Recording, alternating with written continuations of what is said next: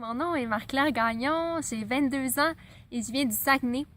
L'objectif de cette capsule vidéo est en fait de préparer les personnes qui vont se faire opérer pour un implant cochléaire à s'attendre un peu, à s'imaginer un peu qu'est-ce que ça peut être, leurs attentes versus qu'est-ce qui se passe vraiment une fois qu'on a un implant cochléaire comme moi.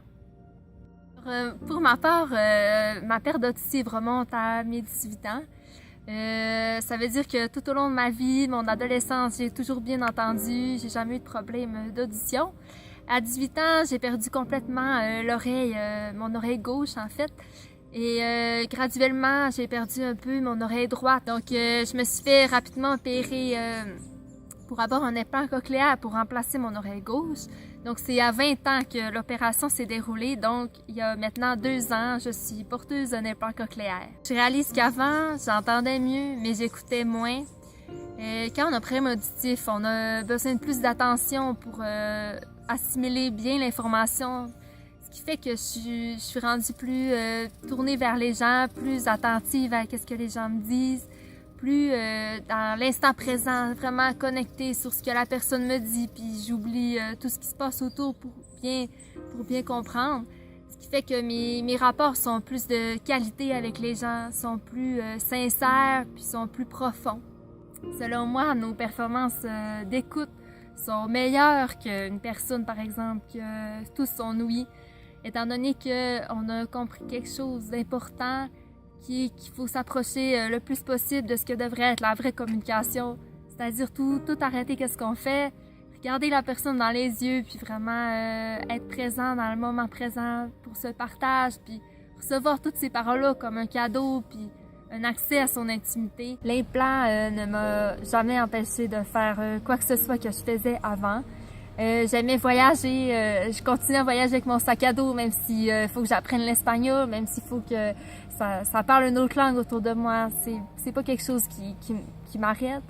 J'aimais le plein air, j'ai continué à faire du camping, continué à faire des randonnées, des voyages à vélo. J'aimais m'instruire, j'aimais apprendre.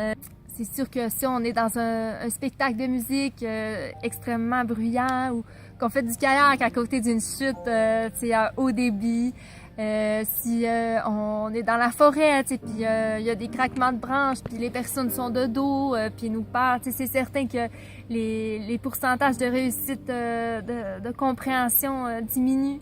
Mais je veux pas m'attarder trop à ça parce que c'est vraiment individuel à chacun. Ça dépend de qu'est-ce qu'on fait de notre vie, ça dépend de notre regard sur si on donne l'importance à ces moments-là qui sont plus difficiles ou si on s'attarde plus aux moments positifs, ce que j'ai décidé de faire pour ma part. Il faut vraiment voir l'implant comme un allié et non comme quelque chose qui nous dénigre puis qui nous envoie vers le bas. C'est sûr que ça peut prendre un peu de temps comme moi avant de l'aimer. Je dis ça, mais je cache encore mon implant derrière mes cheveux parfois, même si maintenant c'est plus facile. Au début, je nommais pas du tout aux autres. C'était comme si je me diminuais en disant aux autres que j'avais un problème auditif. Mais c'est certain que c'est tellement mieux en le nommant. Puis je vous encourage vraiment à le faire dès le début parce que ça enlève beaucoup d'angoisse, beaucoup de poids sur les épaules. Finalement, les attentes que j'avais envers l'implant et ma réalité actuelle sont deux mondes complètement différents. Je pensais que je perdrais beaucoup plus que je gagnerais.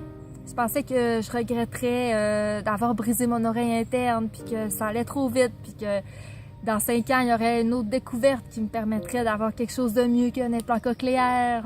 Je trouvais ça pas assez évolué, beaucoup trop gros. Je pensais justement que ça atteindrait ma beauté physique, puis que de mon image, on verrait juste ça.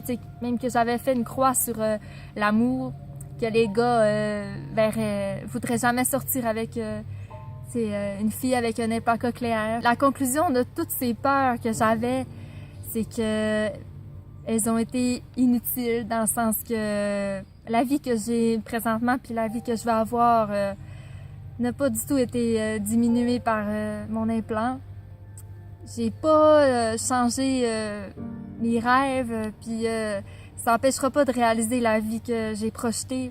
Alors j'aimerais vous dire finalement, avant d'aller vous coucher sur la salle d'opération pour avoir votre implant cochléaire, Répétez-vous, même si vous avez peur, que c'est un allié, puis que c'est une invention extraordinaire, absolument extraordinaire de la science, puis qu'on est chanceux d'avoir cet handicap-là dans cette époque-ci, qui est évoluée, qui nous donne une deuxième chance.